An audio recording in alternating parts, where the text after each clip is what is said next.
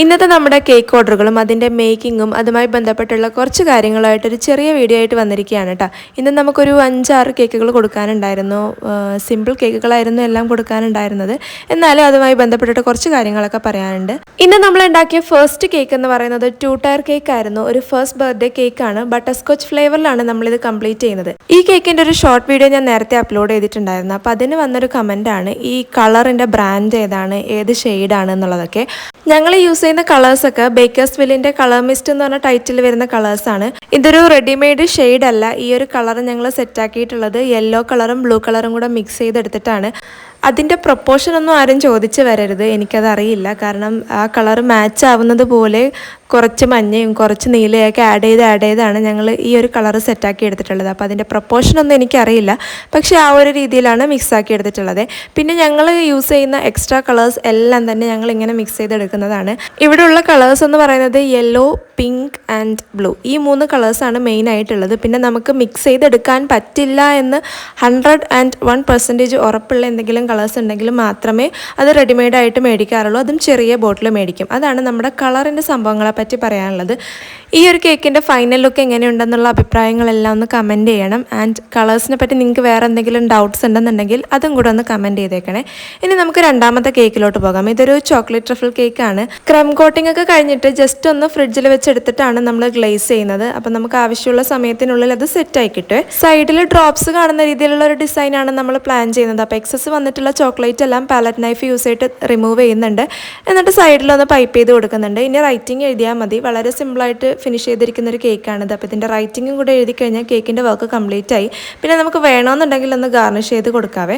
Writing എഴുതാനായിട്ട് നമ്മൾ whipping ക്രീമാണ് യൂസ് ചെയ്തത്. അതുകൊണ്ട് തന്നെ ഇത് എഴുതി തീരാറായപ്പോഴത്തേക്കും നമുക്കൊരു പണി കിട്ടിയിട്ടുണ്ട്. അതാണ് ഈ കണ്ടുകൊണ്ടിരിക്കുന്നത്. ബട്ടർ പേപ്പറിൻ്റെ പൈപ്പിംഗ് ബാഗാണ് നമ്മൾ റൈറ്റിംഗ് എഴുതാനായിട്ട് സാധാരണ യൂസ് ചെയ്യുന്നത്. അപ്പോൾ അത് പൊട്ടിയിട്ട് ക്രീം ഒന്ന് പുറത്ത് ചാടിയതാണ് ഈ കണ്ടത്. നമ്മുടെ ഗ്ലേസിങ് കറക്റ്റായിട്ട് സെറ്റ് ആയതുകൊണ്ട് തന്നെ നമുക്കതിൻ്റെ മുകളിൽ നിന്ന് അത് എടുത്ത് മാറ്റാനായിട്ട് പറ്റി. ഇല്ലെന്നുണ്ടെങ്കിൽ നമ്മൾ പെട്ടുപോയെന്ന് പറഞ്ഞാൽ വലിയ സീനൊന്നുമില്ല. റൈറ്റിങ്ങിൽ ചെറിയൊരു വര വീണിട്ടുണ്ടെന്നേ ഉള്ളൂ. പക്ഷേ നമ്മൾ കസ്റ്റമറിന് അത് കൊടുക്കുമ്പോഴത്തേക്ക് നമുക്കതൊരു ബുദ്ധിമുട്ടാണ് അല്ലേ.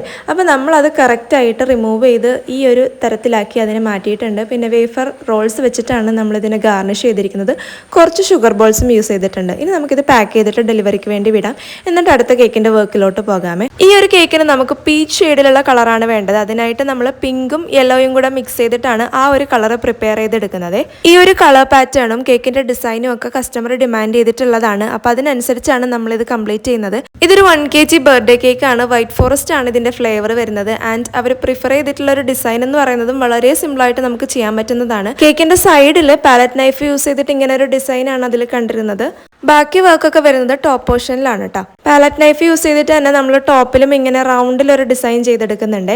കേക്കിൻ്റെ സെൻറ്റർ പോർഷനിൽ കളറിൻ്റെ ഒരു ഡാർക്ക് ഷെയ്ഡും പുറമേ ഭാഗത്തേക്ക് വരുമ്പോഴത്തേക്ക് ഒരു ലൈറ്റ് ഷെയ്ഡും കിട്ടാനായിട്ടാണ് നമ്മൾ ഈ ഒരു രീതിയിൽ ഡിസൈൻ ചെയ്യുന്നത്. ബാക്കി ഡിസൈൻസ് ഒക്കെ നമ്മൾ ചെയ്യുന്നത് നോസിലും പൈപ്പിംഗ് ബാഗും യൂസ് ചെയ്തിട്ടാണ്. അതും കൂടെ ഒന്ന് കാണാം. ഈ ഒരു വർക്ക് റൗണ്ടിൽ കംപ്ലീറ്റ് ചെയ്ത് കഴിഞ്ഞിട്ട് അതിൻ്റെ മുകളിൽ കുറച്ച് ഫ്ലവേഴ്സും കൂടെ സെറ്റ് ചെയ്യുമ്പോഴാണ് നമ്മുടെ കേക്കിൻ്റെ വർക്ക് കംപ്ലീറ്റ് ആവുന്നത്. ഫ്ലവറിന് നമ്മൾ പീച്ച് കളർ തന്നെയാണ് കൊടുക്കുന്നത്. ആൻഡ് ഫ്ലവറിൻ്റെ സെൻറ്റർ ഭാഗത്ത് കുറച്ച് ഷുഗർ ബോൾസും കൂടി ഇട്ട് കൊടുക്കും. അങ്ങനെയാണ് ഫ്ലവറിൻ്റെ വർക്ക് കംപ്ലീറ്റ് ചെയ്യുന്നത്. പിന്നെ കേക്കിന് കുറച്ചുകൂടെ ഭംഗിയാക്കാനായിട്ട് ഷുഗർ ബോൾസ് ഇട്ട് കൊടുക്കും. സൈഡിലൊന്ന് ജസ്റ്റ് പൈപ്പ് ചെയ്ത് കൊടുക്കുന്നുണ്ട്. ഇത്രയും കഴിയുമ്പോൾ കേക്ക് ഇതാ ഇങ്ങനെ ഇരിക്കും. ഇനി നമുക്ക് റൈറ്റിംഗും കൂടെ എഴുതി കംപ്ലീറ്റ് ചെയ്യേണ്ടതായിട്ടുണ്ട്. അപ്പോൾ ഹാപ്പി ബർത്ത്ഡേ വിഷാണ് നമ്മൾ എഴുതുന്നതിനകത്ത്. ഗനാഷ് യൂസ് ചെയ്തിട്ടാണ് ഈ ഒരു റൈറ്റിംഗ് നമ്മൾ എഴുതിയിരിക്കുന്നത്. കേക്കിൻ്റെ കളർ കുറച്ച് ലൈറ്റ് ഷെയ്ഡ് ആയതുകൊണ്ടാണ് നമ്മൾ ഗനാഷ് യൂസ് ചെയ്തിട്ട് റൈറ്റിംഗ് കംപ്ലീറ്റ് ചെയ്യുന്നത്. അപ്പോൾ ഇതിൻ്റെ ഫൈനൽ ലുക്ക് ഒന്ന് കണ്ടിട്ട് അഭിപ്രായങ്ങൾ കമൻറ്റ് ചെയ്യണം.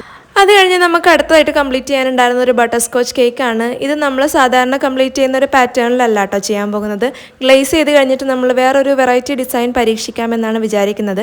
ഇത് വലിയ വെറൈറ്റി ഒന്നും അല്ല, എന്നാലും നമ്മൾ പൊതുവേ ചെയ്യാത്തൊരു ഡിസൈൻ ആയതുകൊണ്ടാണ് വെറൈറ്റി എന്ന് ഞാൻ മെൻഷൻ ചെയ്യുന്നത്. ഗ്ലേസ് ചെയ്ത് കഴിഞ്ഞ് ഇമ്മീഡിയറ്റ്ലി ഈ ഒരു ഡിസൈൻ ചെയ്ത് കംപ്ലീറ്റ് ചെയ്യണം. ഇത് സെറ്റ് ആയി കഴിഞ്ഞാൽ നമുക്കിത് ചെയ്യാൻ പറ്റില്ല കേട്ടോ. ആ ഡോട്ട്സ് ഇട്ട് കൊടുക്കാനായിട്ട് നമ്മൾ യൂസ് ചെയ്തത് ഡാർക്ക് ചോക്ലേറ്റ് ട്രഫിളാണ്. ആൻഡ് സ്റ്റിക്ക് യൂസ് ചെയ്തിട്ടാണ് നമ്മൾ ഇതിനിങ്ങനെ കൺവേർട്ട് ചെയ്തെടുത്തിട്ടുള്ളത്. ഫൈനൽ ലുക്ക് വർക്ക് കംപ്ലീറ്റ് ചെയ്യാനായിട്ട് ചെറിയ ചില വർക്കുകളും കൂടെ നമുക്ക് ചെയ്യാനുണ്ട്. അപ്പോൾ അതിന് മുന്നേ ആയിട്ട് ഈ റൈറ്റിംഗ് ഒന്ന് എഴുതി കൊടുക്കുന്നുണ്ട്. ഇതൊരു ബർത്ത്ഡേ കേക്ക് ആയിരുന്നു. അപ്പോൾ ആ ഒരു വിഷ് ഒന്ന് നമുക്ക് എഴുതി കൊടുക്കാം. അത് കഴിഞ്ഞിട്ട് ബാക്കി പൈപ്പിങ്ങും കുറച്ച് സ്പ്രിങ്കിൾസും ഷുഗർ ബോൾസ് ഒക്കെ യൂസ് ചെയ്തിട്ട് ഈ ഒരു കേക്കും കൂടെ നമുക്ക് കംപ്ലീറ്റ് ചെയ്തെടുക്കാം. ആൻഡ് ഇന്ന് നമ്മൾ ഈ സെയിം പാറ്റേണിൽ തന്നെ വേറൊരു ചോക്ലേറ്റ് ട്രഫിലും കൂടെ ഫിനിഷ് ചെയ്യുന്നുണ്ട്. ക്രം കോട്ടിംഗ് കഴിഞ്ഞിട്ട് ഒന്ന് ഗ്ലേസ് ചെയ്തെടുക്കുന്നുണ്ട്. ഡ്രോപ്സ് വരുന്ന രീതിയിലുള്ള ഒരു ഡിസൈൻ തന്നെയാണ് ഇതിനും ചെയ്യാൻ പോകുന്നത്. പക്ഷെ നമ്മൾ എക്സസ് വരുന്ന സംഭവങ്ങളൊന്നും റിമൂവ് ചെയ്യുന്നില്ല, അങ്ങനെ തന്നെ വെച്ചിരിക്കുവാണ്. ലാസ്റ്റ് ചെയ്ത് വെച്ചിരുന്ന ബട്ടർ സ്കോച്ചിന്റെ ആ ഒരു പാറ്റേണിൽ തന്നെ ഇതും ഫിനിഷ് ചെയ്യാനാണ് വിചാരിച്ചിരുന്നത്. പക്ഷെ ചേഞ്ചിന് വേണ്ടിയിട്ട് ഒരു വേഫർ റോൾ വെച്ചിട്ടൊന്ന് ഗാർണിഷ് ചെയ്ത് കൊടുക്കുന്നുണ്ട്. അത് കഴിഞ്ഞിട്ട് നമ്മൾ ഈ ഒരു ഹാപ്പി ബർത്ത്ഡേ വിഷും കൂടെ എഴുതി കഴിയുമ്പോൾ ഈ കേക്കിന്റെ വർക്ക് കംപ്ലീറ്റ് ആയി.